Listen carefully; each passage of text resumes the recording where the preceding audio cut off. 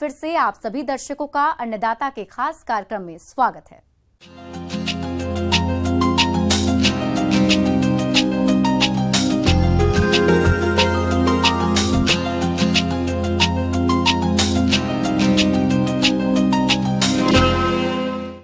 मानव स्वास्थ्य के लिए लाभकारी और पौष्टिक गुणों से भरपूर फलों में बात करें पपीते की, तो इसके उद्यान प्रदेश में बड़े पैमाने पर देखने को मिलते हैं। तो आपको इन पपीते के पौधों से अधिक और गुणवत्ता युक्त फल मिले, इसके लिए बाग में इस समय कौन कौन से कार्यों को करना जरूरी है, इस बारे में जानकारी दे रहे हैं कृषि वैज्ञानिक डॉक्टर मुनीश्वर प्रसाद।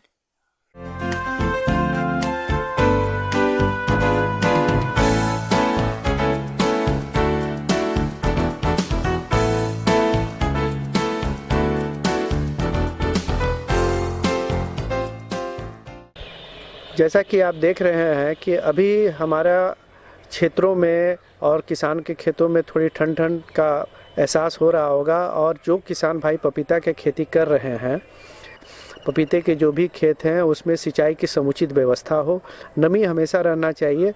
अगर नमी नहीं रहेगी तो आपको वो पौधे में पाला मारने की समस्या होगी। पपीते के पौधे ठंड के प्रति काफी संवेदनशील होते हैं। पाला पड़ने पर पपीते के पौधे मरने लगते हैं और ऐसे में पपीतों के छोटे और नवरोपित पौधों को पुआल की टाटी बनाकर पौधों के उत्तर पश्चिम दिशा से तीनों ओर से ढक दें। साथ ही पाला पड़ने पर बाग के चारों ओर धुआं करें। साथ ही आप देख रहे होंगे कि इस रबी मौसम में अनेक प्रकार की सब्जियां लगाई जाती हैं, जिसमें जो आपके जैसे टमाटर हो गए, आलू हो गए, मिर्च हो गए, ये सब, इनमें एक कीड़े का कभी कभी प्रकोप देखा जाता है, और वो कीड़ा जो है वाइट फ्लाई या थ्रिप्स जो है पपीते के पौधे को भी आक्रांत करता है। तो कीड़े और बीमारियों का भी आप समुचित देखभाल इस समय में करेंगे। पपीते के बाग में इन कीटों के कारण पर्णकुंचन यानी लीफ कर्ल रोग होता है, जिसके लक्षण केवल पत्तियों पर दिखाई पड़ते हैं। रोगी पत्तियां छोटी और झुर्रीदार हो जाती हैं। पत्तियों का विकृत होना एवं इनकी शिराओं का रंग पीला पड़ जाना रोग के सामान्य लक्षण हैं। रोगी पौधों में फूल कम आते हैं। रोग की तीव्रता में पत्तियां गिर जाती है। इसके नियंत्रण के लिए रोगी पौधे को उखाड़कर फेंक देना चाहिए। साथ ही सफेद मक्खी के नियंत्रण के लिए इमिडाक्लोप्रिड 1 मिलीलीटर का प्रति 3 लीटर पानी में घोल बनाकर छिड़काव करना चाहिए।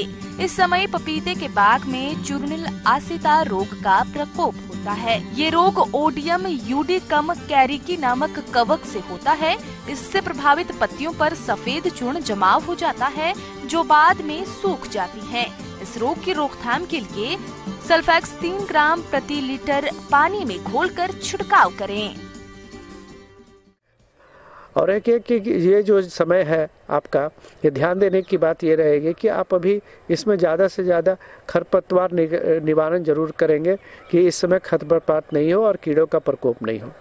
और इसके बाद जैसे ये मौसम आपका बदल जाता है, फरवरी का मौसम आते हैं, तब उसमें आप खाद और उर्वरक का फिर पुनः उपनिवेश करेंगे, जो लगभग 200 ग्राम नत्रजन, 300 ग्राम फास्फोरस और 150 ग्राम पोटास प्रति पौधे के दर से दे करके आप उस पौधे को उर्वरक का प्रयोग करेंगे। उसमें पपीते के फूलों को विकसित होने तथा पैदावार बढ़ाने के लिए आदर्श तापमान 21 से 35 डिग्री सेल्सियस और आर्द्रता 70 से 85% होनी चाहिए।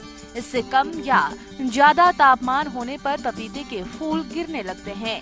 साथ ही मिट्टी में नाइट्रोजन का कम या ज्यादा स्तर, सूखापन और अतिरिक्त नमी की स्थिति भी फूलों की वृद्धि, परागण और निषेचन को प्रभावित कर सकती है। इसीलिए संतुलित मात्रा में उर्वरकों का प्रयोग करें। साथ ही पौधों की हल्की सिंचाई करें। किसान भाई जब पपीता की खेती करते हैं तो कभी कभी ऐसा भी देखा जाता है कि उनके फल गिरने लगते हैं।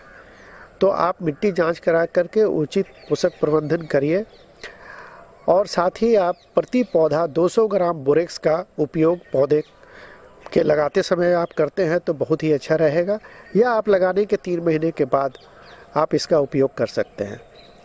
तो बोरेक्स जो है 20 ग्राम प्रति पौधे के दर से देने से फलों का गिरना और फल के आकार में वृद्धि करना अच्छा रहता है उसके लिए।